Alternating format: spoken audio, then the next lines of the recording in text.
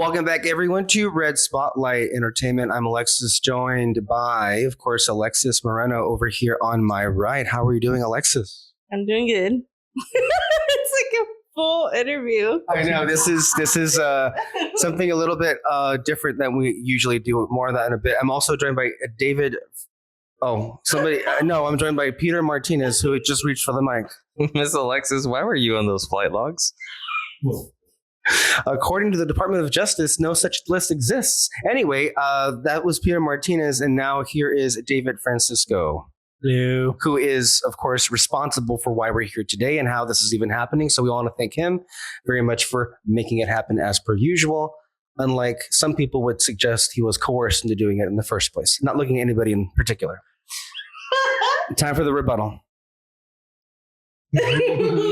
Okay, so today, this is the first time in a long time that we've had the chance to do something like this. It apparently has been suggested or reminded to us that about when we would do a different show, we would do this more often. It's been some time. Usually you see us through screens.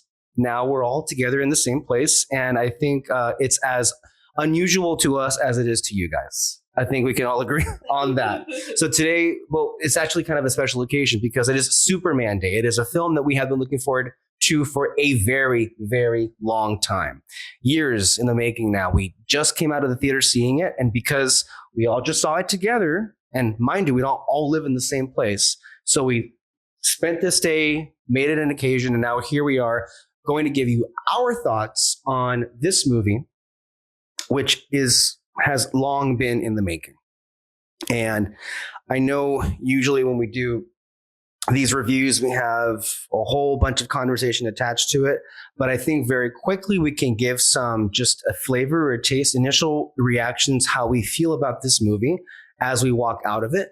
At this point, I'm going to leave it up to you guys. Should we be concerned with spoilers, or what do you think? Spoiler free For a couple of minutes. For sure. Yeah, that's how we used to do it.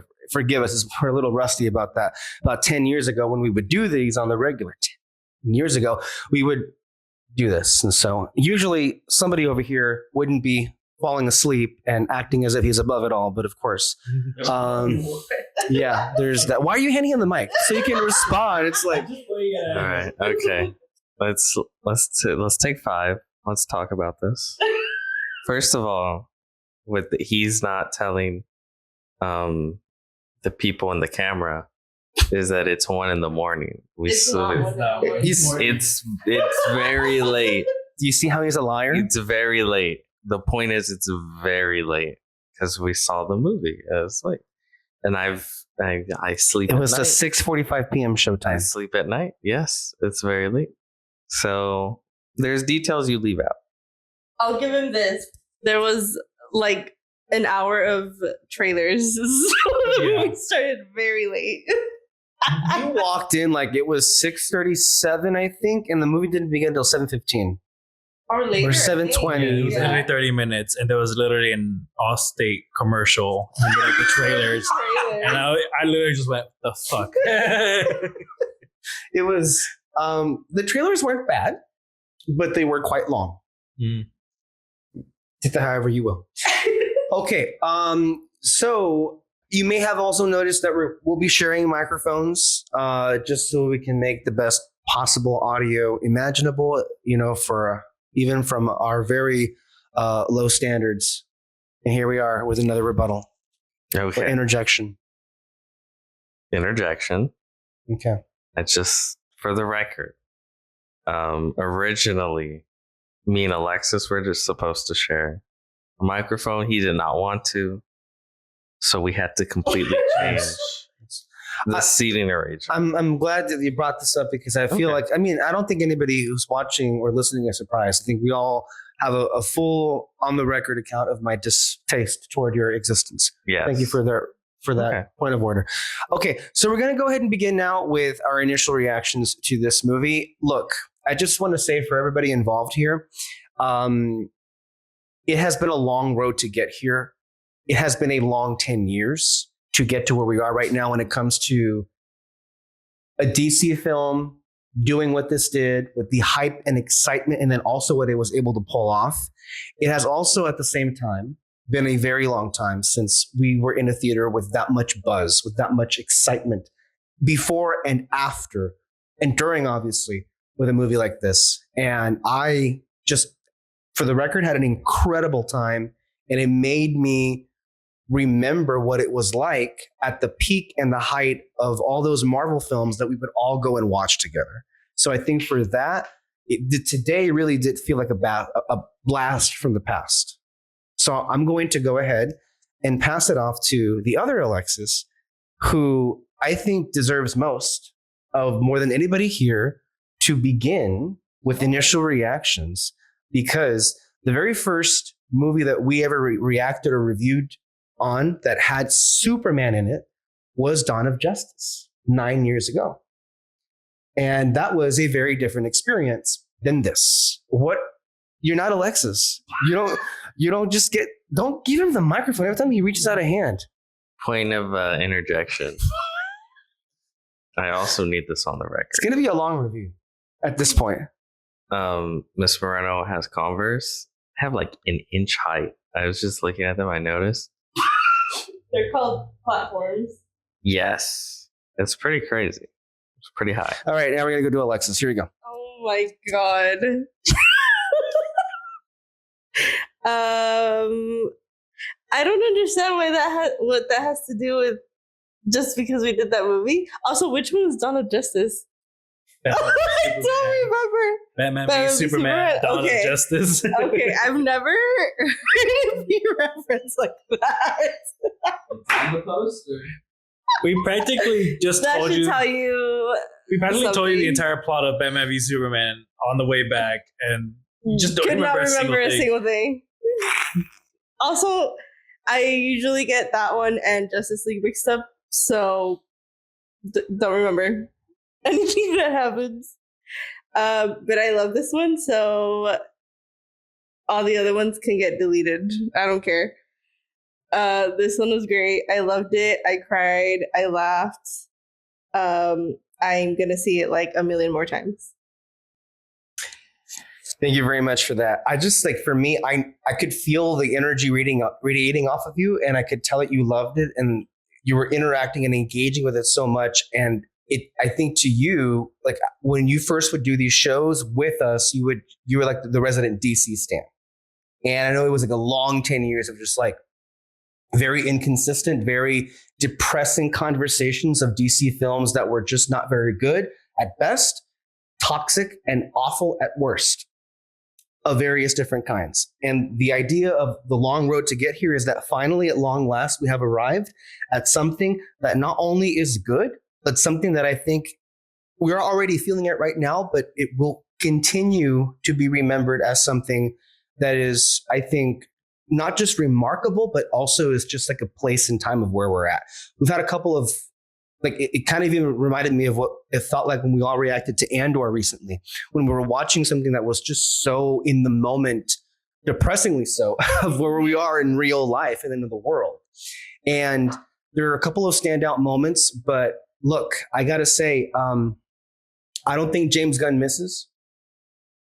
And I think it's going to be an exciting next couple of years for the DC Comics brand and the movies and these characters. And I think it's about time that they deserve it, because this was a movie about something. It was a movie about a couple of things, and it had like a long list of such likable characters that you want to keep seeing. There's so many great things to say and point out about this movie, but if there's like one initial takeaway, is that David Cornsweet as this character very easily might be at the top of like my all-time favorite like comic book movie performances. As far as like an actor coming in here and playing a character with the whole costume and the performance, Clark Kent, everything he does is just like, he's just incredible. He is this generation Superman. And it just felt, it's also just kind of ridiculous how we've had almost 15 years of these movies, and only just now are we actually getting a good Superman movie. Yes, I know I'm talking about you people. Shut the fuck up. Those other movies can get fucked. Go ahead, you're next. Let him speak. 'Cause he's literally falling asleep. Oh my God. The sound of my voice puts him to sleep. And I know this because it has happened several times. I was gonna say, I'm quite excited for David to talk.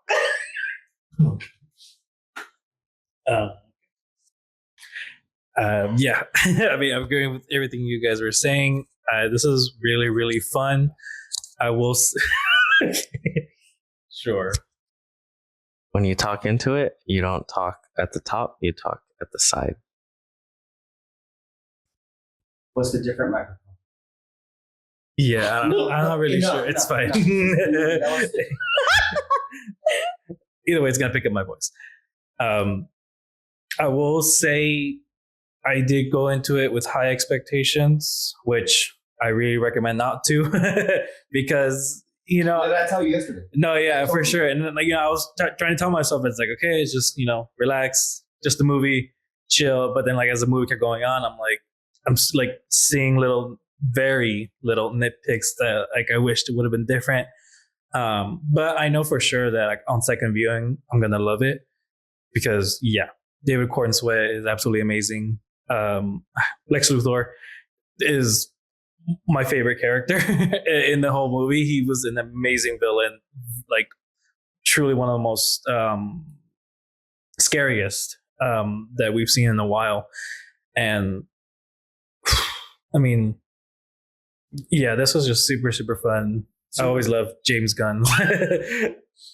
And with the whole expectations thing, like I said, I just have very minor nitpicks that might sound dumb if we get to when we get to spoilers and all that. But I know for sure people are gonna go into this with high expectations, and we've already seen some reviews, people being like, "Oh, it's just fine," or it's not. I don't know, just probably saying it's not the best superhero movie or something. And to that, I'm just kind of rewatch it. You know what to expect now. See how you feel afterwards, because this does deserve a second viewing, for sure.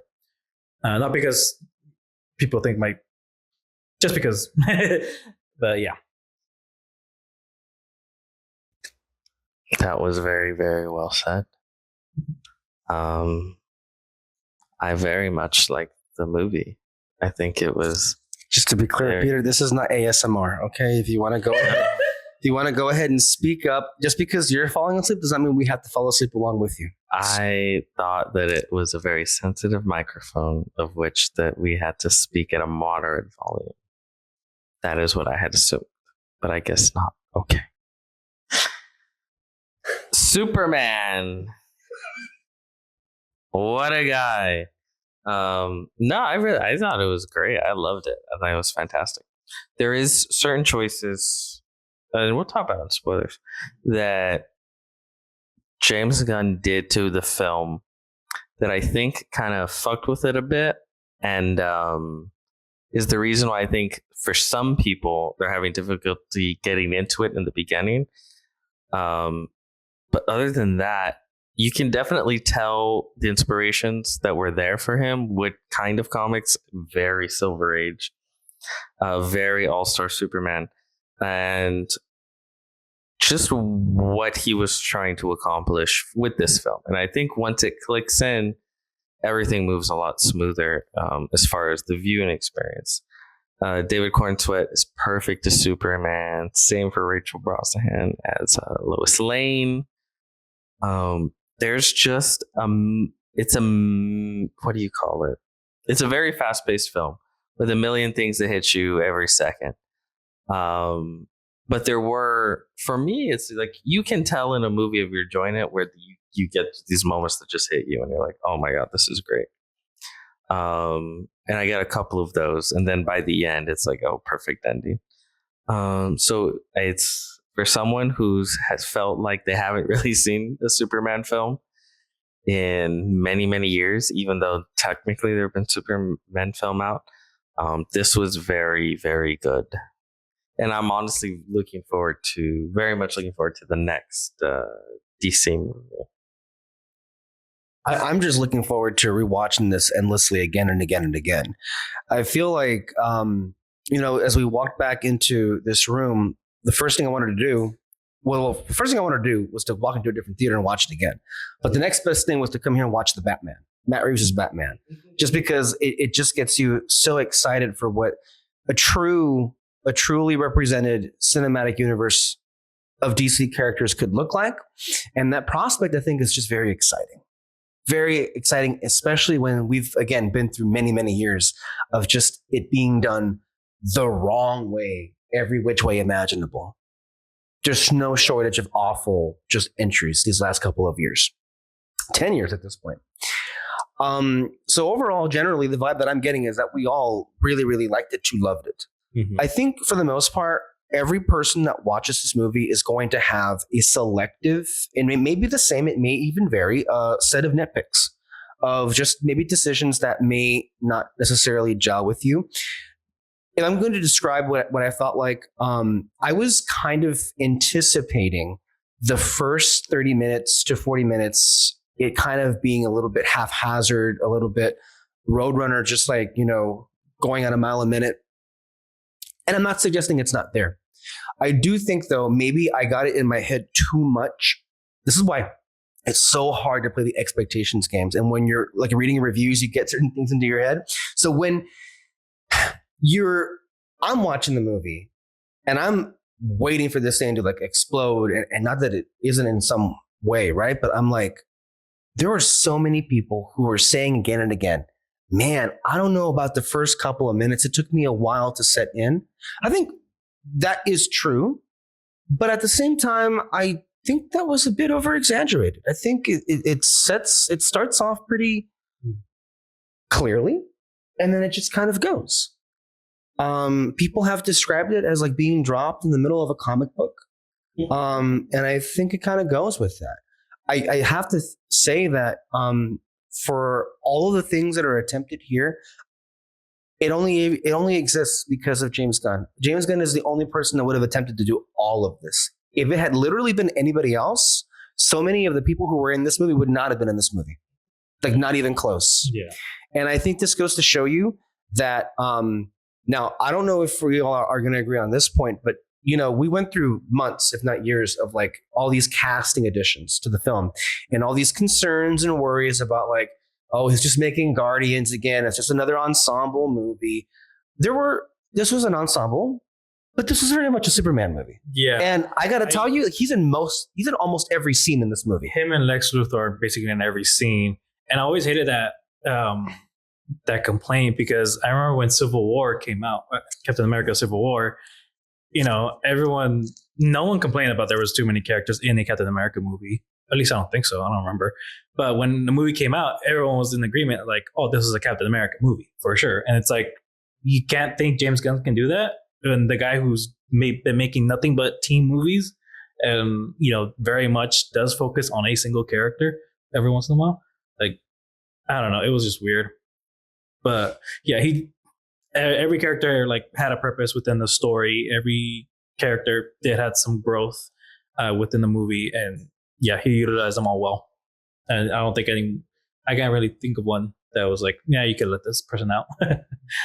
Alexis? Agreed.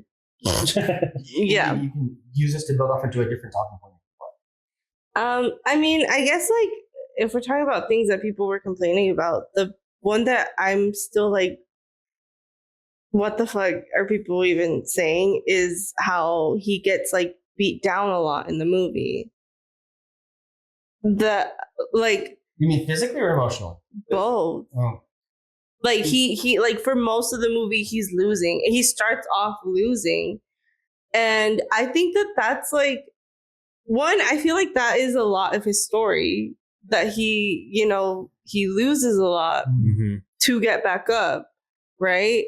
And I don't know. That was just like such a weird thing. And then like even after watching the movie, I'm just like, but it makes sense though. Yeah. Like, what do you mean? He tried very, very hard to make it make sense why he's losing, unlike other iterations where he's just unstoppable, and or at the very least, I mean, I'll bring up Superman and Lois. With them, he's not losing a lot. He is, But but like that's like another thing too. I feel like I don't read the comics, but like I watch the movies, I watch all the shows, animated, not animated.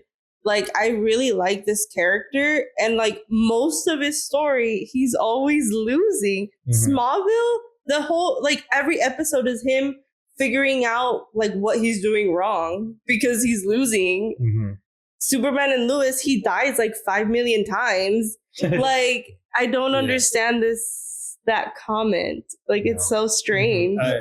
Just to jump on that, because I think it needs to be said real quick here, because I think the best comic book films are the comic book films that put their lead characters through the goddamn gutter, Mhm.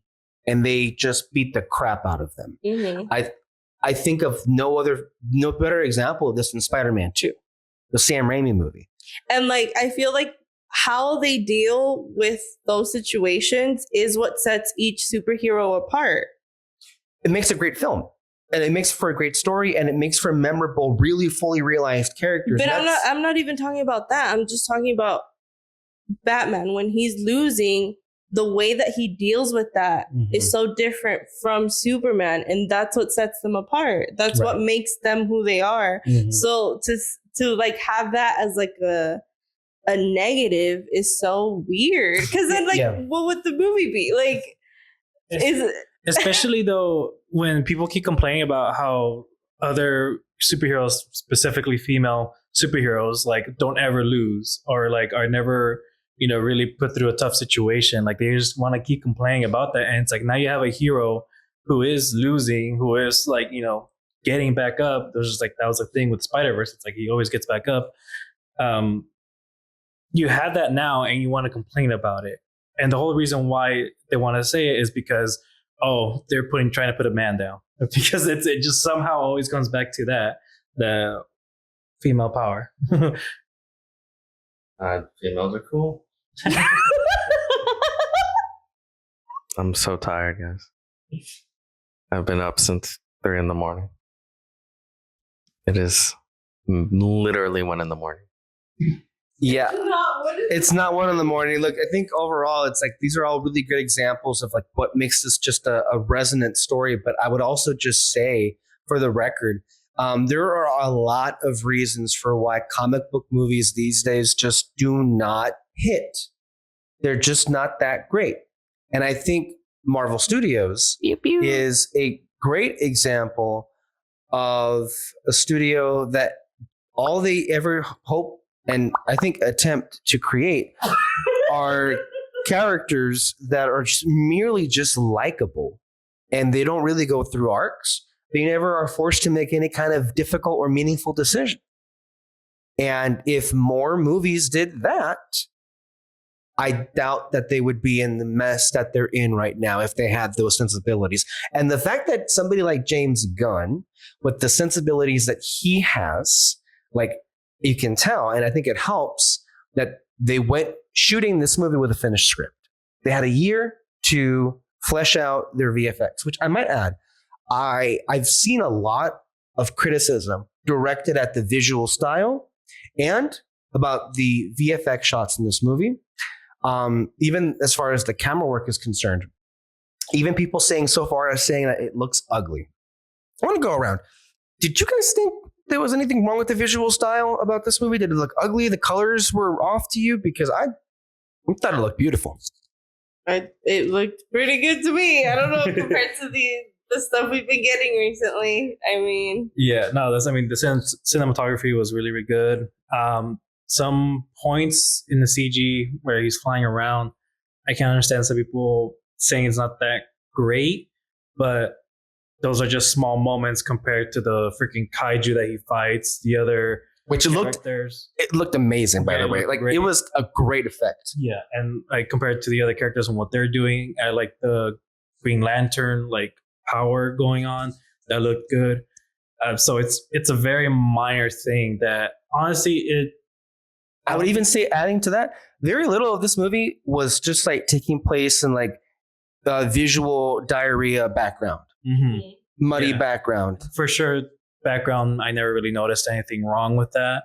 It was just, like I said, it was just some of the flying moments, but I think we're always going to see that as weird looking because, it's just not going to be it's not going to be perfected anytime soon. It's also not something we're used to in live action. Like, we've seen a lot of superhero characters in live action, but this honestly truly feels like the very first time we're even seeing a Superman movie like this. Do you want to sit over there? Yeah. Do you want to just leave? You want to? Because do you want to? I don't like. I'm not saying it like. Really, I'm just saying like I feel bad because you're literally falling over.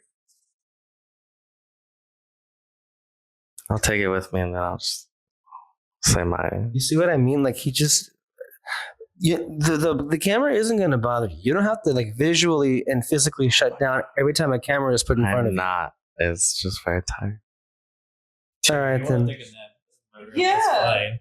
It's okay. Yeah. He's gonna sleep the whole. Anyway, as we were, David was incredible. Not you, David Cornslet was. I mean, you did a great job sitting there. Why did you give it to? I think you're pretty great, Dave. Thank you. It actually happened was with one of our reactions where someone goes, David is great in this. And I'm like, what do you mean? I'm just reacting. And then I realized, oh, he's talking about David Cornslet. I saw that comment too. Hilarious. But Hilarious. it's totally fine if y'all want to keep commenting just like that. It's nice. Speaking of comments, if you have an issue with someone here on this couch, please let us know. Say it as much as you can in the comments. Be explicit. Well, be I would clear. say that, everything involving all the main actors, like they all did such a good job. And I really was happy to see. And I think, for as much of a movie this is about Clark Kent, I love the fact of how integral and honestly kind of irreplaceable Lois was in this movie. Like Rachel was equally as good and she equally mattered to the story as Clark did. She actually fucking mattered. And God damn it, and James Gunn is showing all of you how it's done. Include some goddamn fucking romance in your stories because this is what it sorely is needed as well. This is Never Afraid to Go There. Some of easily the most romantic stuff we've seen in comic book movies in a very long time. And the chemistry was off the charts. This is what it used to be. This is what it would feel like. It's actually kind of funny. Like, I know I said to forget the other movies, but like, this is such an easy like cop out for a romance story that like I can't believe how badly they messed it up the last time. Oh yeah. Like it still like baffles me. I don't know. Anyways, that's like not important, but I just had to say that. What are some favorite others' favorite storylines that you want to bring up in the movie, or just moments? Like Or in this aspects? movie? Yes, in this movie. I mean, they were literally on the brink of breaking up. Like, She even says in the movie. yeah, yeah. I don't know. And like, it's not even, I don't know. Like, they didn't have to be so like dramatic about it. Like, they were just themselves, like it was very realistic. Like, if you take away the superhero aspect and all that, like the extra stuff, like it's just like a normal relationship. I don't know. And All-timer of an introductory scene to them as a couple, by the way. yes, The interview sequence? oh my God, amazing. People wanted to complain about that from the very beginning, going like, oh, it's 10 minutes long. That's going to be so boring for the audience. Wow. Did that shit feel like 10 minutes to you? My heart was beating so fast because I was getting mad with him. That shit was so But at the gripping. same time, like he did such a good job of like, because like like you get frustrated with him, but you like he makes such a good job of understanding her as well. And throughout the interview, he tells her like, are you really asking me this? And she's like, yes, like that's my fucking job. What do you want? Like, you know, like and this is very Lois. Like, she's not afraid of like. She's a reporter. God damn it. Yeah, exactly. But like, it's not like separate. Like, it's her. You know. Mm-hmm. Yeah. Yeah, I mean, she had agency. She was her own person, and I mean, it says a lot about somebody who was just like, I don't even need this guy in my life. And she was like, to be fair, I think she was going very easy on her. No, she definitely was. Yeah. I mean, honestly, that whole movie could have been that whole sequence, and I would have loved it. Like, it was really, really good. Like it was. I mean, it was so easy to trigger him. Like, it was actually pretty hilarious. Don't with that. Anyway, He was agreeing. Give him the microphone. Oh, was If you say it? something stupid, you're not getting the microphone again. her words, not mine. You see what I mean? Yeah. So, and I just love many things about the ending too of the movie, but just how when they go in for like their big like kiss and hug and everything, and as like he's twirling, flying in the air, that was just something that's gonna live on forever. So are we in spoilers? At this point, we Yeah, I are. think Yeah. so. At this point, we are. Okay. I mean, but that shot was in the trailer, so we know what's happening. Yeah. Ultimately, I think look, we're all in agreement. This is a very, very good movie. Great movie. All the performances are worth it. For a good number of people, I think it may take a minute for you to get into it, but when you get there, you get there. And I think very few people walked out disappointed. And there was unanimous sense of applause at the end of our screening. So I will say I don't agree with that take, but that's just me. But it's also because I was very excited. So which take? that it takes a minute for you. Oh no, I don't personally either. Yeah. I was just like, will be people who feel that way, but I don't feel that way at all. Like I'm like, I don't know what they're talking about. Go ahead. Yes. Or here. Yeah, I get this. Oh, okay. I mean, this. We can double team. I don't think they got that. We could double team him. I mean, I could get into. I wouldn't say that I couldn't get into it in the beginning, but that was going into some of my nitpicks. It was just like there was just some dialogue moments that I was kind of like. Yeah, just stop you right there. Hold on. I know you were explaining it, but I really need to know. And maybe you both can explain this because you're coming from that standpoint. It's actually appropriate how we're looking at the dividing line of the couch right here, so we can actually like. I know, because he agrees with that take. So I need to. What exactly is the issue of why it takes people a couple of minutes to jive with it? What's throwing people off? Yeah. I mean, for me, instantly, just from the beginning, that was one dialogue moment People are talking. All right, go ahead. where it was the robots, and he was going like, "Oh, would you like to see footage of your parents? I know that soothes you." And then, like 5 seconds later, he's talking to. Oh no, it's the beginning. Yeah, it's the beginning, and then 5 seconds later, he's talking to the. You don't have a mic. They go, it's like, oh yeah, he likes looking at the footage because it soothes him. And then I'm pretty sure you brought it up again that it soothes him. And I'm like, okay, chill. We got it the first time. And then there were just some other dialogue moments where I'm kind of like, Comedy okay, comes in threes. it wasn't really funny though. It was just like No, but it's about comedy's about, payoff and fucking, what do you call it? Mhm. And then again, nitpicky, but Chekhov's gun. again, nitpicky, but there was some exposition there that I liked the exposition, but he was trying to explain in a way that there's a new robot. And so technically FAIRE is talking to her being like, hey, here's this information that you don't know. But I just can't look over the fact like it's a robot, it doesn't really care. You literally established that they don't have emotions. So like why you could have done it better. It could have been more dynamic, and at the very least, you could have just stuck to the fact that these robots just have personality. I don't know, and so that's just my thing from the very This beginning. is how I'm feeling every time I come home from movies with him. Do you want to repeat that one more time? This is how I've been feeling when I come home from watching a movie with him. I see. Peter, you want to elaborate? Okay, I'm just trying to get a clear idea here about. Don't encourage that. Don't encourage that. like, I want to get a clear idea about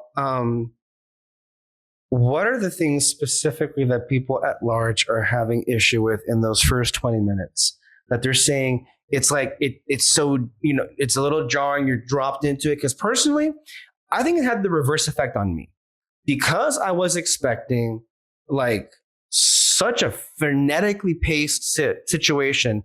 I thought it was rather tame and normal for a movie to begin the way that it was, and it was paced the way that it would be. I just felt like, what the hell are people talking about, Peter? So, apparently, in a earlier cut of the film, James Gunn had title cards, and the title cards would name off the days of the week. So it'd be Like in Suicide Squad? like, kind of, but it's more of just as like Monday, Tuesday, Wednesday, and so it's just kind of like one crazy week, and in Kal-El's life, basically, and especially at the beginning of the movie, I think you can really tell where those title cards were. Every time it like faded out or faded back in, and it was kind of edited weird, where it's like it's supposed to like, okay, this is like something new. And I noticed it a couple of times at the beginning. Towards the end, not so much at all. But that it was awkward, and it didn't help that it just throws you in. I think if they included the title cards, them throwing you in would it would feel a little bit more smoother. I think that's all I'm saying. Okay. Were you concerned when when you No. noticed the editing was a little, I guess, wonky from your perspective? No, because I read a lot of the reviews, and there's even the people that was like, yeah, it's a little messy. They still like really loved the movie. Can we address that? Yeah. Do you consider this to be a messy film? We'll go with Alexis first. No. No. Just like, I personally think that by the time I see this a second or a third time, I'm going to be like, no. Maybe I can see maybe a thing here or there, but like mostly no. Maybe I feel like maybe if I watch it or when I watch it again, like I'll maybe notice what Peter's I'll be trying on to the say. lookout for it more. Yeah, but I don't think that it's gonna affect. Clearly, it didn't register to you. Yeah. Like it just didn't happen. I feel like I was waiting for things to, I guess, be considered messy, but it didn't quite happen. Go ahead. I wasn't gonna say anything. He just passed it to me, but I mean, I can just get into it. But it was really just that moment that kind of was throwing me off, and little things with like when they bring on new characters, I'm kind of like, okay, that's clearly a setup. Whatever, yeah, I can move along with it. And there was still a payoff for some of them. So again, I can just overlook it. But once we got into Lex Luthor, which, like I mentioned, he's my favorite character because right away they established him to be like an awesome fucking villain and like just a what's the word? I mean, just an antagonist for Superman. When he was fighting that robot guy, and he just knew every move of his, and I was like, holy shit, this is awesome. This is like an awesome fight. I love the way how he is outsmarting Superman in that moment. Like once we got into that moment, I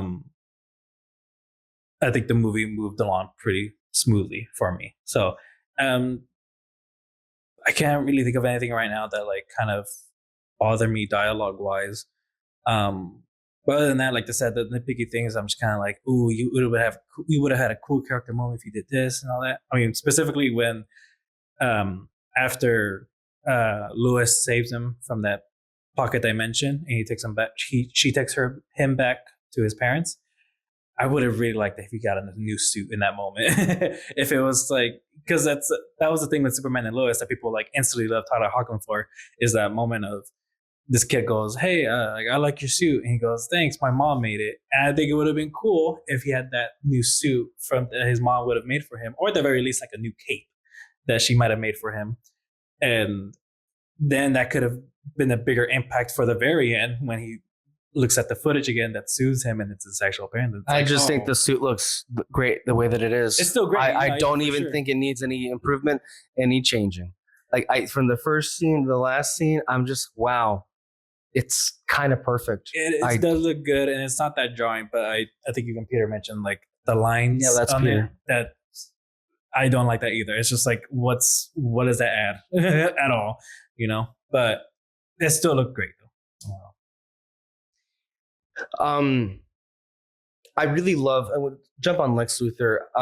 The evolution of James Gunn's villains. You know, I remember that when Guardians first came out, people were like, you know, putting out Ronan, the whatever it was. Was it the Accuser? I think it was the Accuser. Ronan the Yeah. Accuser. Like he was being plucked out, and like at that time, the thing was like, oh, generic Marvel villain. He has come a long way since then, because ever since then, I mean, there's just the villains in his properties, in his stories, I should say, keep just upping the ante. I mean, from Ego the Living Planet to Suicide Squad has several villains. I mean, that's just a movie full of villains. You have the Tinker or the Thinker or the Peter Capaldi, who's that? Yeah, the Thinker. And the Thinker, Starro, and then in Peacemaker, the White, right, Starro the Conqueror, and then it's the White Dragon, right, in Peacemaker. Yeah. In Peacemaker, and then of course my favorite of his villains, so up until this point, the High Evolutionary in Guardians 3, such an incredible villain, and then it just keeps going down. Like with Lex, you know, I never really give much thought about what a confrontation between Lex Luthor and Superman would look like, just because the only context I have is the 77 film, and very different movie, obviously. But it's like, I'm just like, how would a toe-to-toe situation even look like?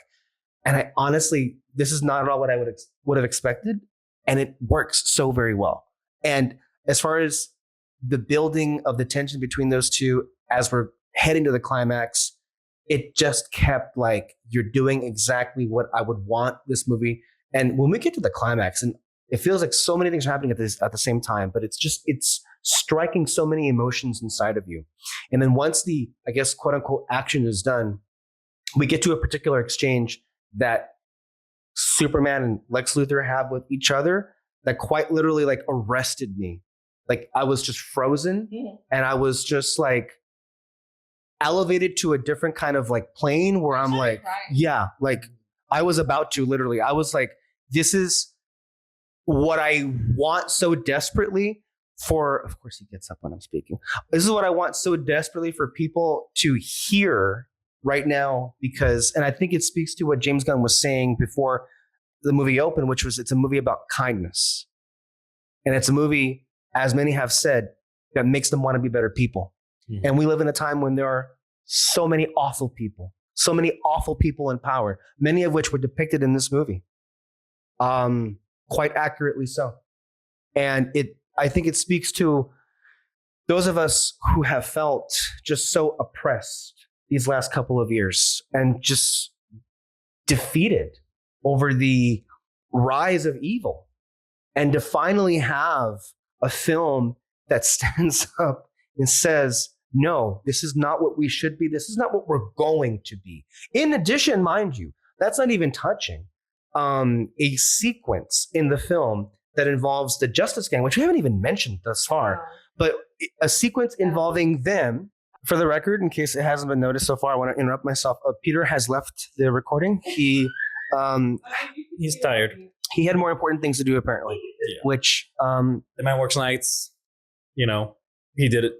Well, you're giving him more credit than I would. I was going to say, when the Justice Gang comes in here and they completely like demolish a particular military and government that very much strikes a huge resemblance to some pieces of shit right now somewhere in the world who are massacring people, you know, en masse as it is. It just felt good to have superheroes come in there and not just tell them to get fucked, but to absolutely obliterate them. And even the imagery, I don't know if it was the Green Lantern or one of the characters with a middle finger to all of them for, you know, for all the atrocities that they have committed and were about to commit in that very instance. It's hilarious to think that all of this was written years ago, because so much of what I was just speaking to is reminiscent of Real what life. we're going through right now. Did you want to speak on that? I mean, yeah, I started crying during Lex's speech because, I mean, we're literally living all of that right now, and it's like it was kind of just weird. I mean, not that like it's not things that like we don't talk about or we see on social media all the time, but to have it like presented in a media form that is to like enjoy and like kind of forget about the world, to have it be so present there and just like thrown in our face was a little bit like, oh shit, okay, like here we go. And I'm not saying it as like a bad thing, I'm just saying it's just like it was just jarring. Like it was, I don't know. It's also just funny. This and Andor very much are that depicting too. something that's happening today, but the script was written years ago, and they're like depicting it perfectly. And then you still get people not wanting politics in their stories, in their movies, or in their comics and all that. But this is literally how politics is thrown into comics and these stories. When the rise, like in, what was it? Like Rise in Drugs was coming out like, I don't know, 70s, 80s or something like that. You were getting comic books where certain characters were becoming drug addicts. There was Speedy, Green Arrow's sidekick. There's a literally comic cover of him like shooting up heroin on his arm. And then there was another one of, what was it, Harry Osborn taking, it wasn't like an actual drug, it was more so like a enhancement drug, I guess you can say, that he was taking, but that's supposed to be, heroin within that universe. It's like, this is how stories do get affected by real world problems, real world situations and all that. And how, yes, and I agree, like when done right, it can be very, very impactful. I mean, I even throw in Dune, how, the whole Messiah thing that can actually happen. I remember, the first time watching Dune Part 2, I was just kind of like, fuck, this sucks. But for some reason, the third time watching it, that's when it hit me hard, like, fuck, this can actually happen. And wait, for which one, sorry? Dune Part 2. Oh, yeah. You can't just say with Dune Part 2, the last shot of Dune Part 2 is Chani just looking absolutely defeated. That has been what we have been feeling like for years at this point. Just wanted to put that out there. Go ahead. No, I mean, that's just everything I was saying. Like, when you do, again, I understand when it's done right, but when you do add these politics, it's gonna affect a lot of people. But I think we should also just be reminded that we are at a very important inflection point in humanity. And I think that in and of itself is unfortunately a point of contention for many people. Is like, what does it mean to be part of humanity? What does it mean to be humane? And I think the people who made this movie, and I myself and the rest of us, I think here are in agreement that it is rather inhumane to treat another human being like garbage, and saying that we need to remove them. You need to go back where you came from. You do not belong here. You are different. You are different and less than us. You have no value. Get away from us. And if you don't want to get away from us, then we will do with everything in our power to make you want to leave, or we will destroy you. And why that really, I think, just to me was just a moment in culture right now with everything going on. Right when Luther is like he's just crashing out. He's lost, and he's just like, and he screams with every fervor of his being to Clark, "You're an alien." And then he's like not taking that shit. And he's just like in his face saying, if you really thought about it, I'm not that different than you. Mm-hmm. And if he tells him, that's where you're wrong. Yes. Mm-hmm. I'm just as human as you are.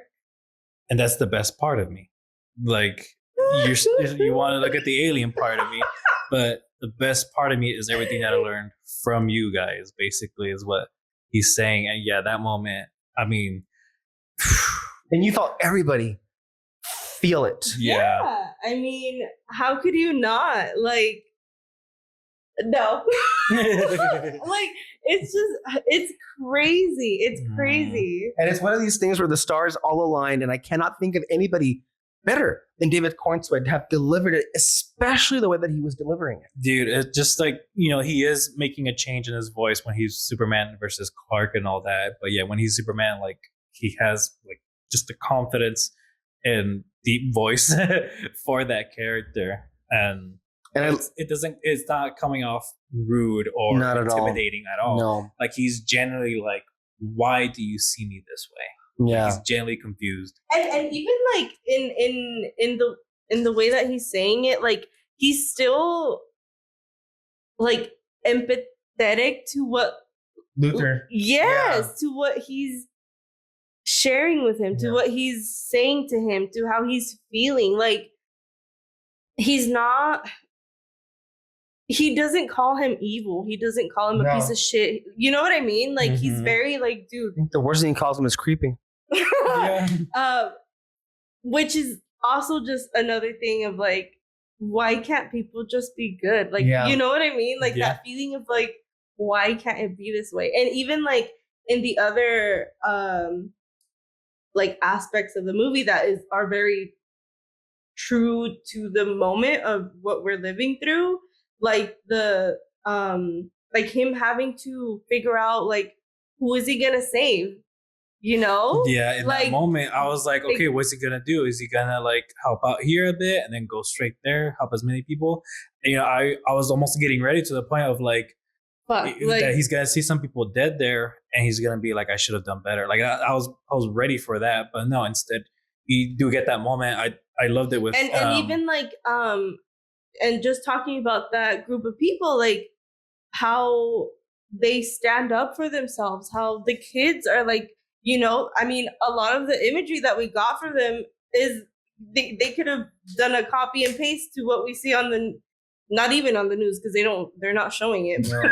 But you know what I mean? Like, you're too busy talking about how Mamdani eats his food. Yeah, but I like what they did with the other superheroes, with the Justice Gang, and how they're. We talk about them real quick. Like, they were incredible. Really fun. They were, it's very understandable that they were just trying to prioritize, fixing the situation. When they fight the kaiju, it's like, Superman's like, oh, let's just try to get it out of here. But they're like, bro, this is going to be too much of a hassle. There's probably going to be, we're going to cause more damage trying to do that than just trying to kill it. It's very understandable that reason. I also understand why they don't want to get into the politics of everything, because it's going to end up messy, and it was messy for him. Exactly. Yeah. But like that's understandable, but it like, I love with him, it gets to a point where it's like, you got to do something. You got to decide. Yeah. And they throw in a Hamilton. And can we just say at this very moment in time, there are plenty of people who are in the movie business who are having that mentality of Justice Gang. It's like, you know what? If it's not involving me, I'm going to stay out of it, because, oh my God, I can't have Trump do a bad tweet about me. Otherwise, I'm going to go bankrupt, or have to go broke, go after me. Yeah. Like, there's a bunch of fucking pussies. Yeah, and then I love the moment though with Hawkgirl when she's seeing the news and like. It was a different moment with her that I loved, but I'll get to that. Yeah, but I think for her, with her specifically, she did have that moment of like, that's what I want to do with people. Like, yes, you can still inspire people with like the little that she does, but it's like, oh, this is different. And I love. Sorry, I cut you off. I keep cutting you off. The moment of like when they killed the little like alien animal thing, and how everybody surrounds Superman and everybody kind of ignores the other three, and then in the end they get that feeling of like, oh, I did something good. Not that they didn't do anything good before, but it's like, I helped. It's a people. Different kind of inspiration. I love that they showed that. Yeah, it's a different inspiration. Can I just real quick, David, on that thing, like the Justice Gang kind of like acts unilaterally, and they assassinate a head of state. I'm really curious to see what the fallout is of that, because that's incredible. A head of state, mind you, that was evil as shit, was about to go assassinate children. Make of that what you will, who I'm referring to. Yeah, I mean, they I did that- don't think that they're gonna do anything, only because they did say that in the article that the Daily Planet wrote. They did mention all of the things that he did. So I mean, I don't know. I don't think they're gonna. I think for him specifically, they're not gonna bring it. Are up you saying much. that because the head of state of that country? Wait a minute. No, wait a minute. Are you saying because the head of state of that country was a criminal, just and the country is gonna be okay with him being assassinated? I'm saying like if they do bring it up in the next one or at some point, I don't think it's gonna be that big of a deal. Mhm. But I mean, you never know. Yeah. While we're at it, look, when she just dropped that piece of shit, go ahead.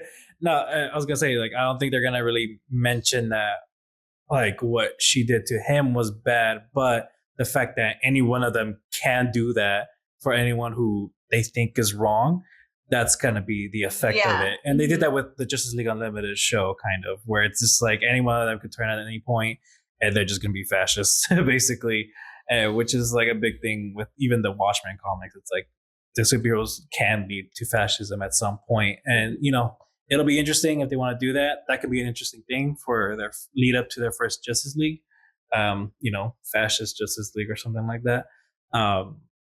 So that'll be interesting. And I think it'll be kind of cool if they bring it up in Peacemaker.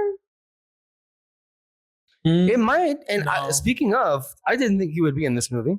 That Oh was my a God. fun little cameo. Everybody was like laughing so hard about that one. That was good. That was really good. But I don't think they're gonna bring it up in Peacemaker because I think their big focus is gonna be him acclimating to this new universe. So that's gonna be the focus for that one. Which he's somehow in. Mhm. Like he's in this movie. So he's being interviewed too. What was that about? Like that. Yeah, That's what I mean. Like I feel like they're gonna do something with that. But yeah. I mean, it's possible he got a pardon by the president. So it could be that.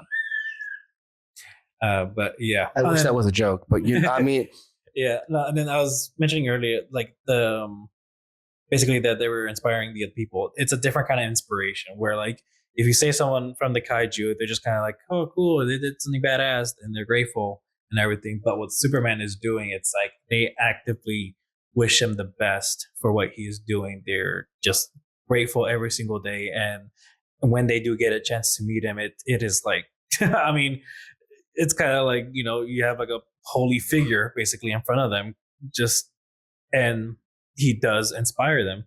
Yes, you had those kids putting it up and they're asking for help, but like that kid never wavered. He just stood right in front of the army, and that's again a different kind of inspiration.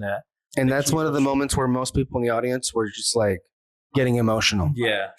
I like cried for that. I cried so many times. My tearful moment of like people loving the hero, it was when he saved that lady from the falling building. When she drives away and he goes up. There were so And- many good shots in this movie Yeah, of him but, like, saving people. That one specifically, though, when he was like in the dust and he's glowing in the background, and she's just like, she takes this like deep breath of like, I just got saved, and like it's all thanks to him. That was the moment where I almost got teared up. I'm almost teary up now, but also Like, I only want to. Yeah. because that's what he is. Like Yeah. I was talking to Kyle, our friend, yesterday, and because he had already seen the movie, and I didn't think that I was gonna get emotional talking about it, but like I've just been so like I think for the last like 7-8 years maybe I've just like maybe once a year have been watching something involving Superman, and like my love for this character has grown so much that like seeing that moment and just like I don't know, like the whole movie, I love this character Yeah. so Yeah. much. This is something I actually brought up in our Agents of Shield commentaries, but Like like show everybody should watch, by the way, in case we don't want to plug that in. And you should watch us react to it in case anybody on this channel. Go ahead. But I was mentioning in the last episode how I would have in Ironheart, they don't really explain much why she wants to build an Iron Man suit. I mean, she wants to make something cool. Oh, you but, did like, watch it? No, I didn't watch Ironheart, Oh. but like I saw some breakdowns of it, and I haven't seen like the whole breakdown, but from what it seems like, they're not really showing why she is inspired to make an Iron Man suit. She does want to make something cool, but like I feel like for something that specific, it should be an inspiration from Iron Man.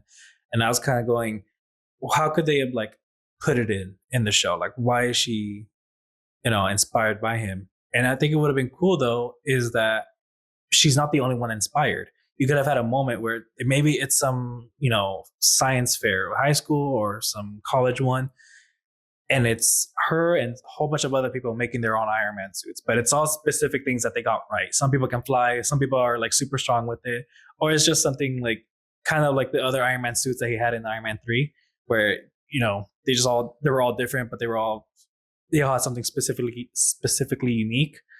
And I think that would have been cool. That is something that we really miss with the MCU now, and I wish we would have had. Like, what is it about the original heroes that inspire most of them? You kind of had that with Hawkeye in the TV series, but like, it's a cool moment where she does see him saving people or like being heroic during the Battle of New York. But I feel not like much more. I think Hawkeye was a good one, but I also think that the Falcon and Winter Soldier, that one was also, because I mean it all relies on Steve Rogers, like, and his memory and what he did for them. Yeah. So, but they didn't like continue that. Yeah, they didn't continue that, and I don't know. That doesn't seem as strong as what they did with the Superman movie that we just saw. Like, on just one movie, I understand why people are inspired by him, why they love him. I couldn't really get that much from Falcon and Winter Soldier, other than just like, that's their best friend and nothing more. I'm reminded of a story. There was a video that came out recently of James Cameron talking about how he auditioned Leonardo DiCaprio for Titanic, and how Leo was like not very much taking this seriously because like he didn't think the role of Jack Dawson would be something that would be challenging for him as an actor. And then James Cameron was like, "That's where you're wrong," because he like, Cameron is like that. He's that diva where he'll tell you, "No, this is where you're wrong." It is so much harder to play an everyman. It is so much harder to play a good guy.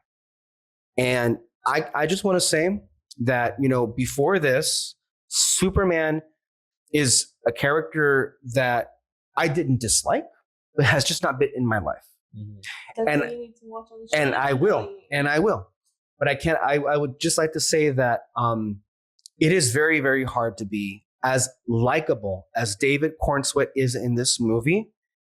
And I legitimately do feel like my life has been changed because I see him and how good he is in this movie. And I'm just so happy that there are many reactions, myself included, I think the rest of us here, that when you walk out, it makes you want to be a better human being, which is something that, no one is really even speaking to.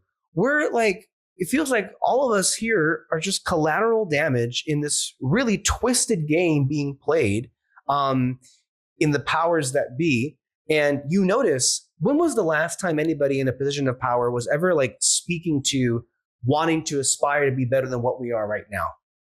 Because they have no interest in that. And so, of course, they don't speak to it.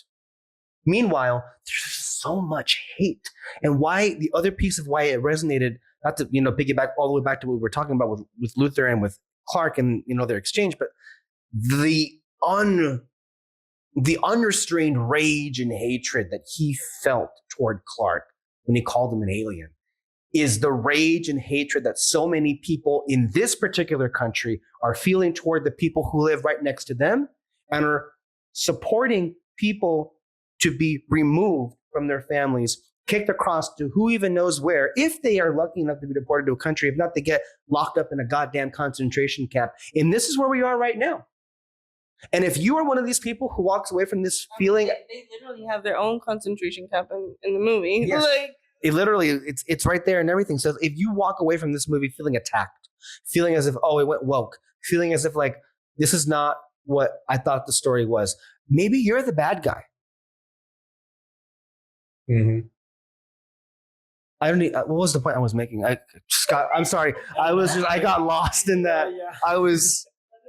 And I do want to say, as we talk about this film and what it means to so many people, I'm just very excited for, I've been talking a lot about how particularly envious I've been of children.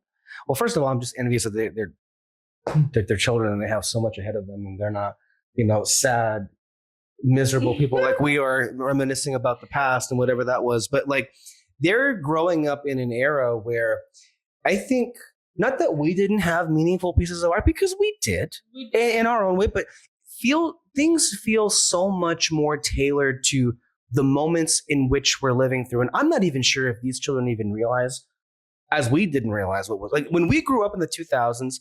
I think to us, we were like, oh, life is great. Not realizing that Bush was like destroying everything in the country. I'm not saying this is like true for every movie or for, but I think that like a good chunk of it was to escape. Yeah. And that's what I was saying in the beginning. Like, a lot of the time, at least I felt when I was younger, we would go see movies to escape what was going on in real life and to have something represent what we are actually living. And I'm not saying that this wasn't true back then. There is definitely, books, movies, like TV shows that talk about like the day-to-day life of like situations that can occur. And one of those movies happens to be Revenge of the Sith. For those that don't realize that. Yeah. But like, this one was very specific and very in your face about what is going on right now, that I do want to know like what kids are thinking about this movie. And because people like to dismiss the thoughts and feelings of kids, but like they know what's going on, even if it's not to the full extent, like they understand. They do have a sense of right and wrong, good and evil. Like, so it'll be kind of interesting to see what they think, what they see when they watch this movie, and even like when they grow up and watch the movie and be like, oh shit, like that was how we feel about Star Wars. Like, now seeing it as adults and living a good chunk of life, not a lot, but a lot. We're old. We're old. The kids call me Unc. I'm old, and you're old. But like, thanks for that, by the way. We look back at stuff. Please don't watch this.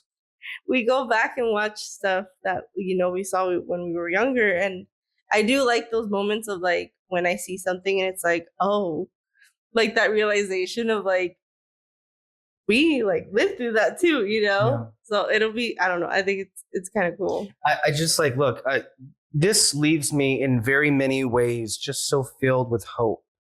And hope is something that, lately I've been arguing we need to hold on the best we can to, because I think we're living in such dire times when there are all of these crises, mind you, that have been happening for 10 years now, that have just been accelerated and being made so much worse. But I do feel like we need to actively be looking for the hope to get us through it.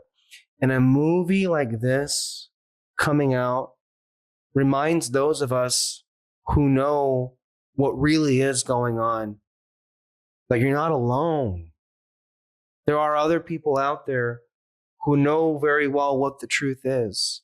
And for the absolute fecklessness and weakness that we have been seeing from many of the movie executives and studio heads like Bob Iger, and many others to just acquiesce and allow this rise in the alt-right, this rise in conservatism that actively pushes us back into society. It is so refreshing. And I shouldn't even be saying that it's brave, but it really is for somebody like James Gunn to come out there and allow this film to be out there. Because look, it's like people may complain that Superman doesn't say, he's for truth, justice, and the American way. Well, the thing is, truth and justice are no longer the American way. And they haven't been that. Maybe they never even were, honestly. But especially lately, it hasn't felt that way to a lot of people.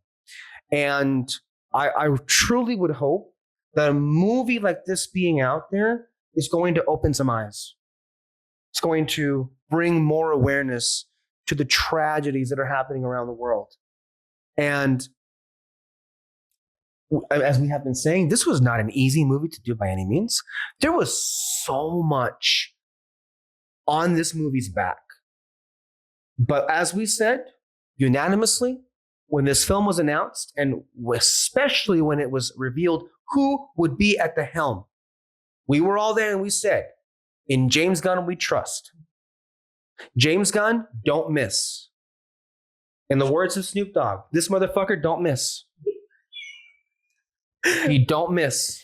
Nice. I had to put that in there. That's funny. But yeah, I just like, there's so many people who doubted this, and it's just so good. And we can keep going. I mean, it's just Jimmy Olsen gets some hilarious things. God. Gosh. He- Well, yeah. yeah. I mean, I don't think we talked about. I some of the think other all of characters. the Daily Planet, like, You were great. Grant, oh, I the loved one- all of them. They all had a funny moment. They're funny moments. I think we talked. I mean, we talked a little bit about Lois Lane, but that was mostly about their relationship. But I like that. Yeah, she is a good reporter. She took She's charge. an amazing reporter. She had- She's who, by the way, she is such a good reporter. Every person right now in this country where we're living at that calls themselves a reporter, pale in comparison. You people make me sick. Anyway, go ahead and continue where we are. No, yeah. I mean, she's absolutely great. Really funny. I like the moment where she put all that fucking sugar on her coffee. That was hilarious. And you were like, The movie was so funny. it was. And I don't think in a way that it wasn't in your face either. It was just really, I don't think so either. and people were complaining about that, weren't I they? feel like the lightheartedness and the funny moments is very to the comics, to Yeah. this story, to this character. Like, it made so much sense, like, what was happening. In my head, I'm thinking of like when the interdimensional black hole thing is like ripping Metropolis apart. And then we cut to the Daily Planet and everyone's like running away in a panic in the office. And then we just cut to Lois doing a presentation of her story. Like, Yeah. if nothing, it's just so unbothered that reality is about to like completely fall apart. That's so her. That no one, not that. That's not just her, but like that's a lot of characters within this world. Like they're all kind of just they know already. It's like, all right, we're in danger. Either the hero save me or duck, and that's Yeah. about it. So like I think they very much established from the beginning. Like everyone knows, like if you're in danger, you just kind of have to hope that the hero save you, get out of the way if there's any, or there's something coming at you. And actually, like, to add on to like that part with Lois Lane, I like that she is just like calm on her own, because like with Superman and Lois, she was very much calm throughout any situation. But to me, it just felt like she was like that because she knew that she can call Superman at any moment. Where I like that they do this in the beginning of their relationship, because she doesn't know if he's gonna show up. How we know that he's gonna show up. You know what I mean? Yeah. So I like that that is just her. That's No, for sure. And then It's really hard, real quick, to make Superman, I mentioned likable, right? But it's another thing to also make him feel down to earth and make him feel relatable. And one of the things that has not been talked about enough as to why Henry Cavill's version did not work and why ultimately that universe was like failed to begin with was they were intentionally by design made to be these out of world gods. yeah. Here, none of that is anywhere near it. Thank God, this movie, because it just feels like this guy, he's just trying his best to be a human. And at the very end, as we haven't mentioned the whole twist about the parents and everything, but at the very end, he embraces his parents that raised him on earth. He embraces humanity. He wants to be part of what human beings, the best of human beings can be. I mean, that's how you, yeah. After the movie finished, I showed David a post that somebody said this is basically season 11 of Smallville, and 11 seasons? there's 10. Oh, okay. Yeah. Okay. And I think that This is what it would be if there weren't 11 seasons. and that's like, you can see how much inspiration they got from Smallville specifically, because a lot of the show is like the dad teaching Clark how to like survive, but also like dim himself down. I like that in this version, they don't do that, and the dad is very much like, you're perfect the way that you are. Like, no, I want to start crying. I lost my train of thought. Okay, well, I'll bring it up. I mean, you mentioned like Henry Cavill and the differences and all that. I've been trying to avoid Zack Snyder, the differences between his and this one, because you can go on for like another hour comparing them. But I'll do two things. What was it? Oh, no, the first one was just like, how you brought up the Snyder's version is basically he's trying to show them as gods. And I remember this one like breakdown, I guess, Batman v Superman, and it was the moment where Clark and Bruce meet for the first time in that movie. And this guy described it as, it's just two dudes talking dicks first, basically just trying to like one up each other, and that's like their conversation. That is not Superman at all. He is very much if he meets Bruce Wayne, he's not going like, hello, Bruce. Yeah, no, he he's would be like, literally hi, like, Bruce Wayne. And then once he sees the playboy like douchebag persona, he's like, I don't like him very much. But it's just, but like he's gonna feel bad about like not liking him. Like that's Clark Kent. I love him so much. Yeah, I mean it's that post credit scene that happened where he's just like, it's a little bit crooked. And Mr. Terrific's like, come on, man, I have to literally bring two dimensions back together. Like, what the hell? And he goes, I was being a bit of a jerk. Like that's Clark Kent. I love him so much. So, and then the other one, biggest difference, like I mentioned, one of my favorite moments is when he saves that woman from the building, or like from the building toppling her, and she sees him as she's driving away. He's covered in the dust. Compare that shot to the fucking many moments of Henry Cavill Superman doing the Jesus pose, like because he's very much trying to show him as like, as a reincarnation of Christ or some shit. Well, Corn Sweat actually talks to the people he saves and treats them not just with respect, but as people he actually likes to engage with. I can't name you a single instance in which Henry Cavill was saving people, especially, mind you, that when there was action happening in the film and when there could be an instance in which there would be mass casualties, this Superman is seen at every turn blocking those people from being killed. He saved us. The other one, I'm not sure, was very much bothered at the annihilation that was happening all over Metropolis. I forgot about that moment. Yes. Minimizing damage. It's very fucking important for a superhero to do and add stakes to the situation, especially for someone who can, is literally the most powerful man in the world. That's how you add stakes to the situation, is by trying to save as many people as possible. And he, like I said, he literally saved the squirrel. That's true. He did. Yeah. I love that. And I love James Gunn's love for animals is all over the movie, as always. Yeah. There's one we haven't mentioned. Crypto. And that's something that they I knew about the squirrel thing because in a lot of their like promo stuff, like their interviews, a lot of the viewers mention like how many animals he saves. How many, like there was a dog in the beginning that he saved that was not Crypto. But like, and not very smart. Yeah. But yeah, like it's a big ass building. I know. Or the kaiju was the kaiju. And he was just like standing there barking at Superman. But yeah, I love Crypto in the movie. It reminds me of people who don't want to be helped in this country every time somebody tries to help them. Anyway, Crypto the super dog. Yes. I'm sorry. I really liked him. He was really fun. Crypto? I think another nitpick that I'd bring up,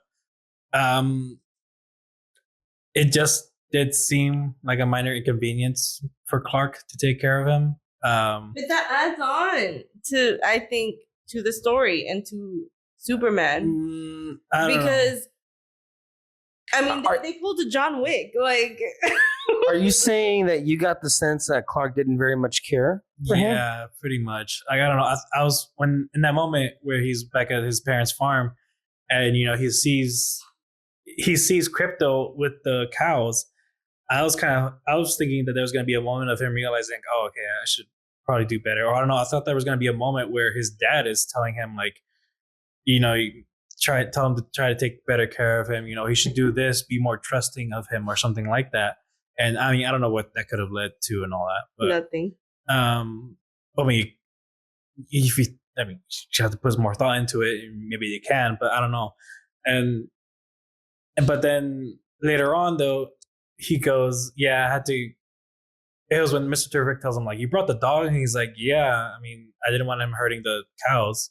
And it's like, okay, so I don't know. I didn't like that comment because it was kind of like, oh, you still think he's like a bit of an inconvenience and all that. And it's like, yeah, he uses them later on where he goes, Like, get the he toy. is.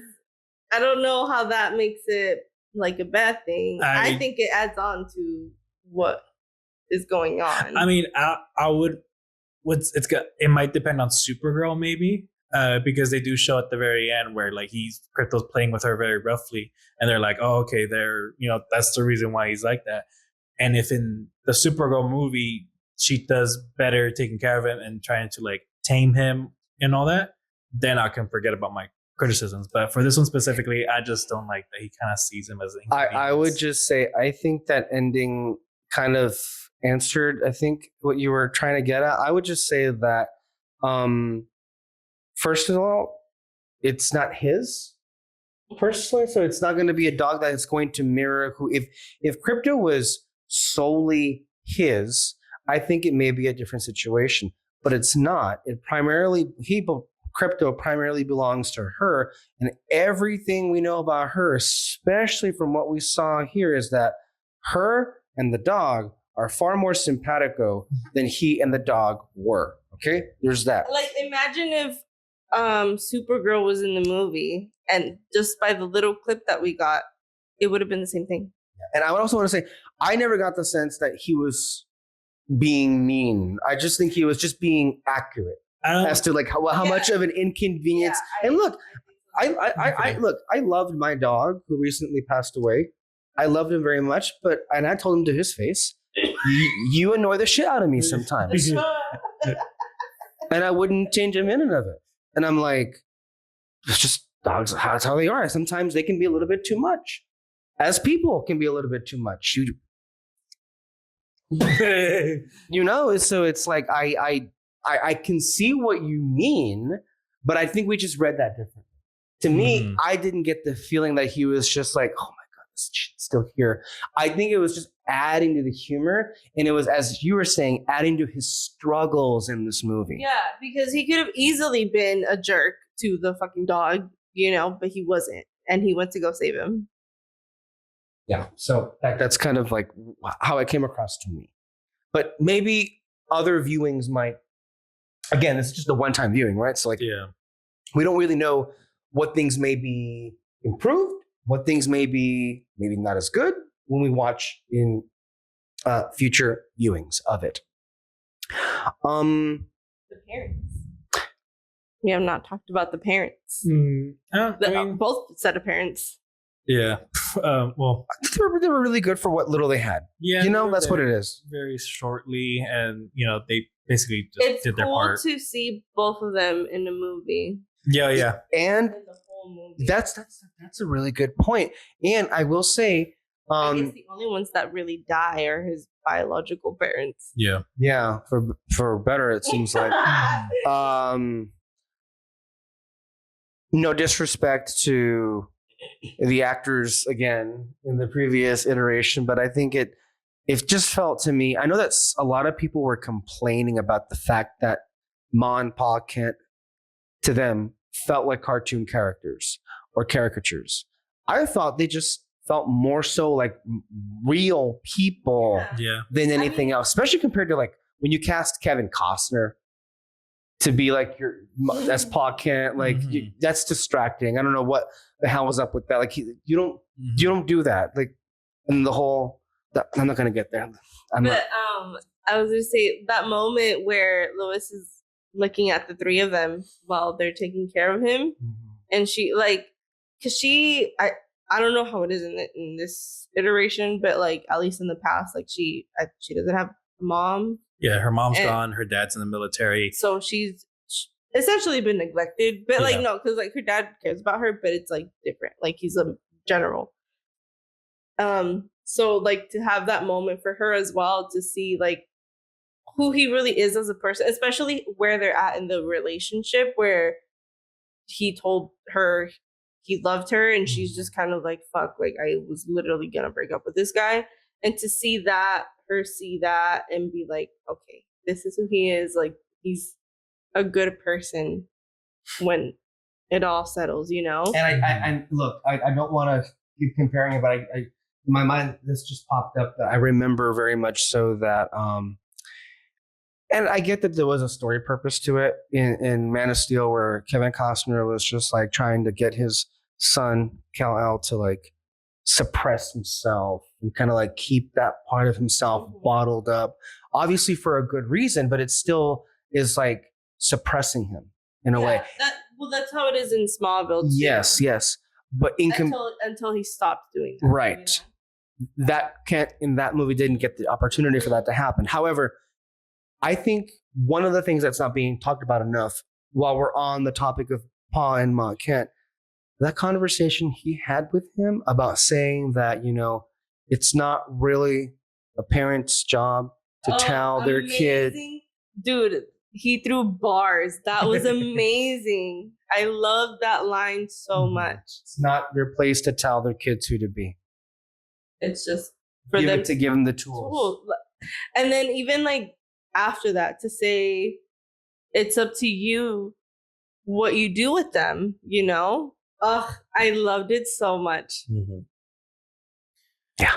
No, yeah, like I said, they were there for a short amount of time, but they did have good lines, and I'm actually really happy that the dad is alive in this one. It's gonna work so well when then later on shit hits the fan. And, like I'm gonna. Yeah, it's basically it's just going to kill me. He's gonna have to make that decision again with how helping the people or helping the city. It's gonna be like that, but instead he has.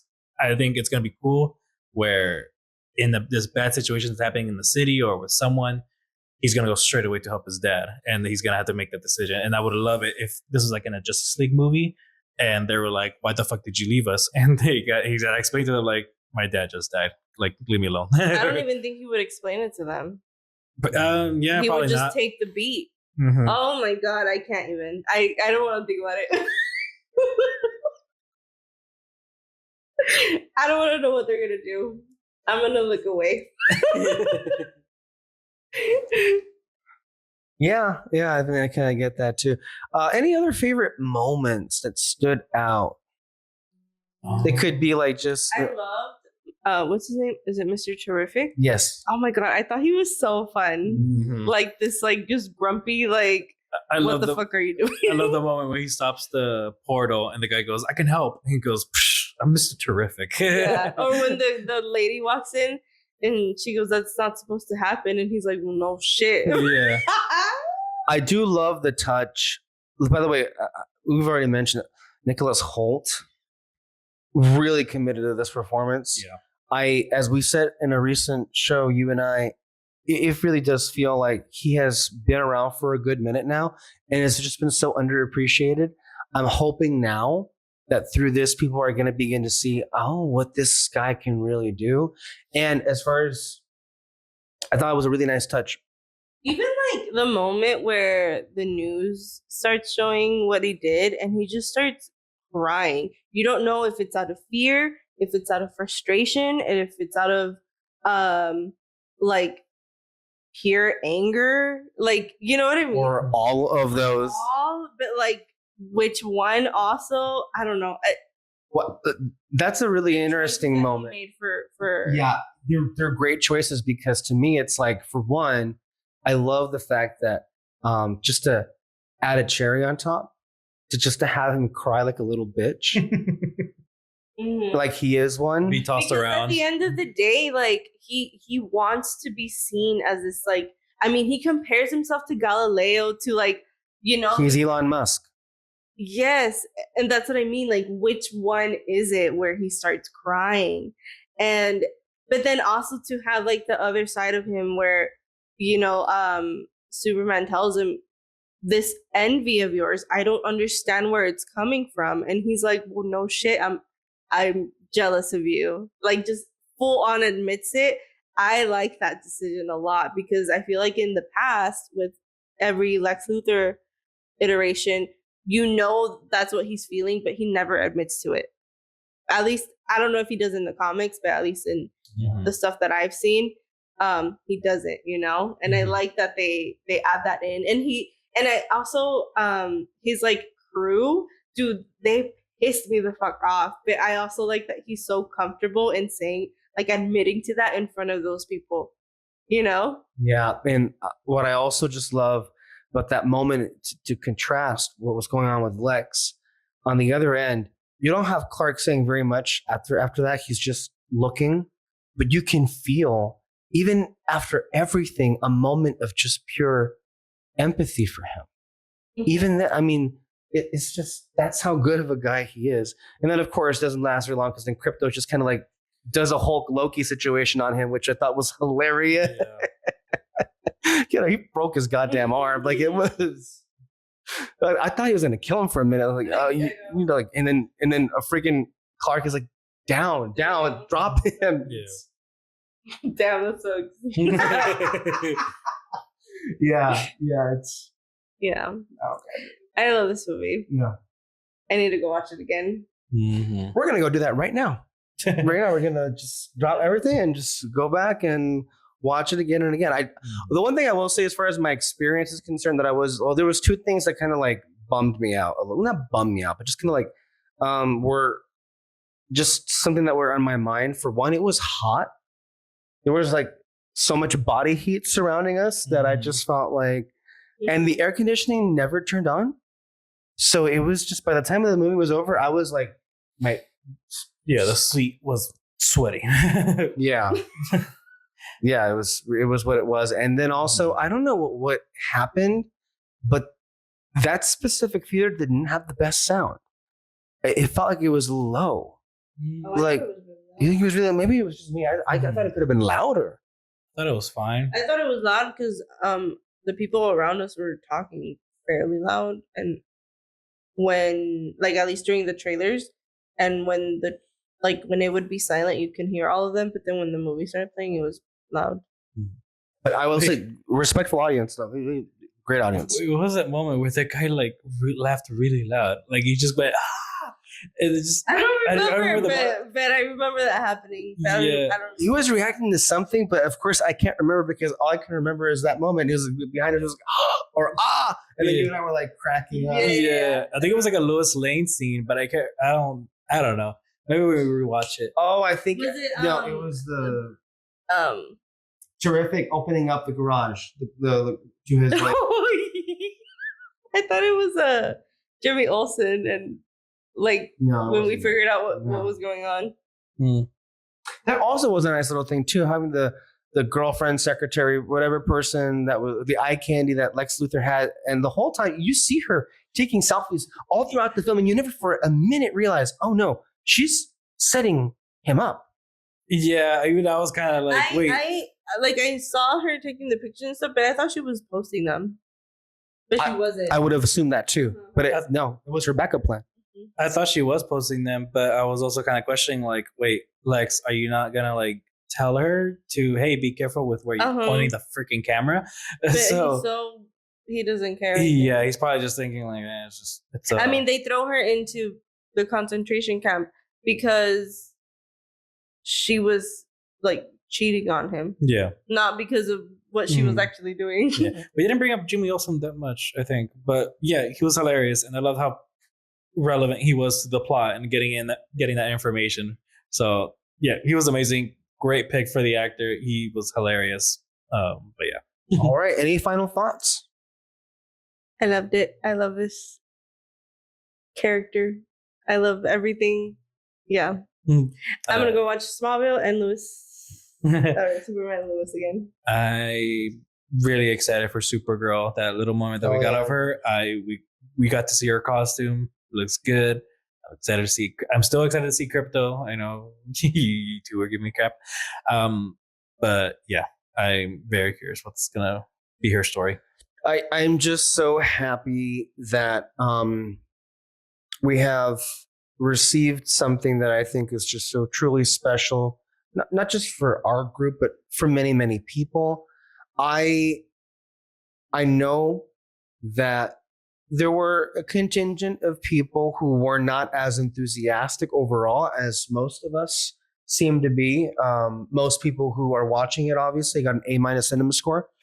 But I am willing to bet that whatever concerns or issues people had with it, I think are going to fall by the wayside very, very soon. I think for one reason or the other, James Gunn has this effect on people where there's a subset of people, and mainly those who are not usually vibing with his style, that are not quite sure what to make of it the first time around. I mean, we've been through this. You and I experienced this when we watched Guardians of the Galaxy Volume 2. And we went into the thing just like, oh no, what's this going to be? Because there were like some not great reviews. And then what happened? It was a great movie. So I feel like there's always just going to be this group of people who are going to just not really dig what Gunn does. But I honestly do think that a lot of the concerns that I have heard have really not registered so far with me. I didn't quite think it was messy. I don't have too many nitpicks. I think visually it looks great. I love the color palette. I think the VFX are fantastic. I don't ever feel as if the humor gets in the way. Quite frankly, I don't even think there's as much humor in this as there would be in a Guardians movie, much less this either. At no point is the emotional stake or stakes of the characters they're never compromised because of humor, unlike what Marvel does literally in all of their movies. So it's like I love I love the message, the execution of it. Like by the time we get to the end, it ends on a high and it wins you over completely. So I don't know what they are. And I suspect because of that, not only is this going to age very well, but I think very quickly it's going to age well. But there will always be people who are not necessarily going to enjoy the things that James Gunn does. I just, one of my prevailing thoughts as we bring this to a close is I really do hope that James Gunn lives for a very, very long time, because I want so many more of his movies, because in every movie, it's not as if he's saying the same things in every movie. There may be similar themes. There may be similar, maybe even scenes, but I think, in many ways was the perfect person to do this movie and to also usher in a new era of comic book films, because he understands fundamentally that it just can't be all the same and it can't all be about nothing. The crux of an individual comic book movie should not just be about, oh, this character fighting that character or this character meeting that character.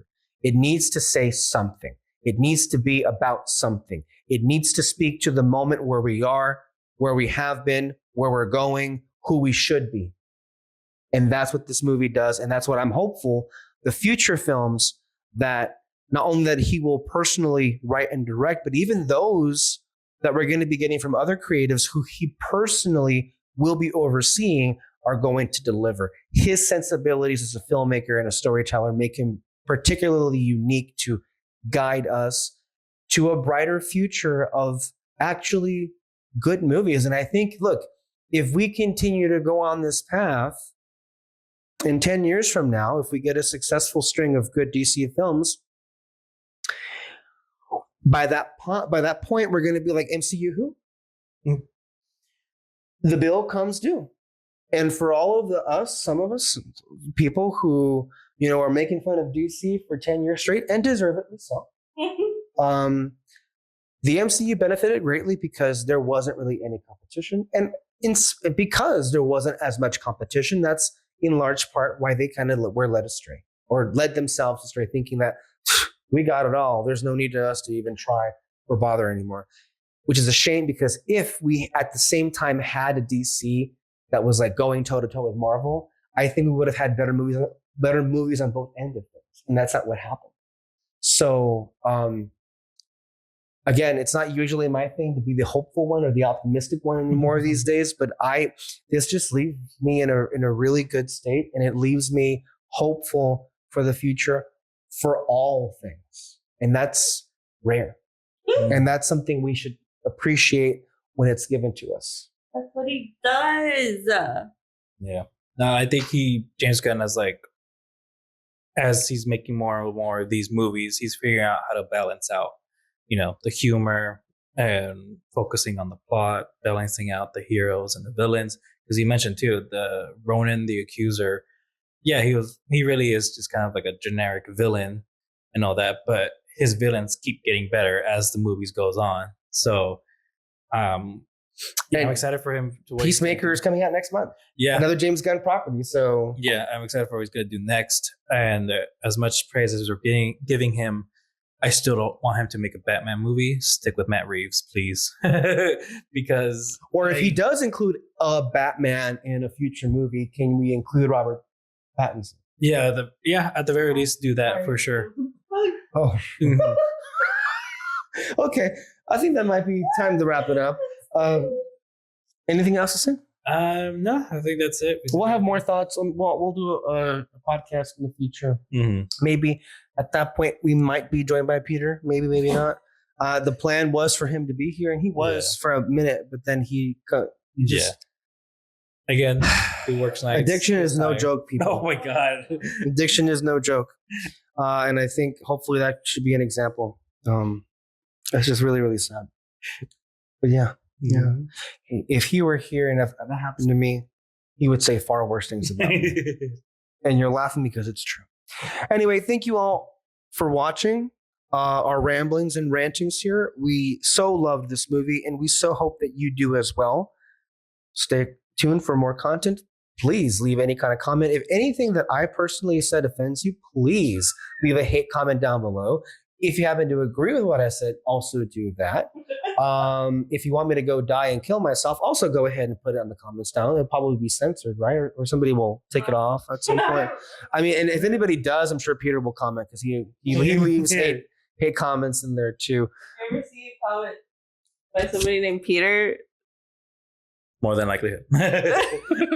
Yeah, basically. So we're going to have a lot more to cover. I mean, I'm hoping to do something like this very soon because Fantastic Four is going to come out. Yeah. And now that isn't to say that we're as optimistic or as hopeful of a new movie from a studio that has been middling for many, many years now.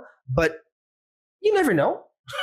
It could be good. And I would hope. We always hope for the best. We always hope for the best. And you know what? Even though I kind of despise them, I do want a good movie. If I'm going to pay to see a movie, I would want it to be good. It can't get any worse than the one before, right? And I'm not talking Marvel. The one before Thunderbolts was pretty good. I'm talking Fan Four Stick. Oh. Yeah. So, That's know, I don't know. We can make.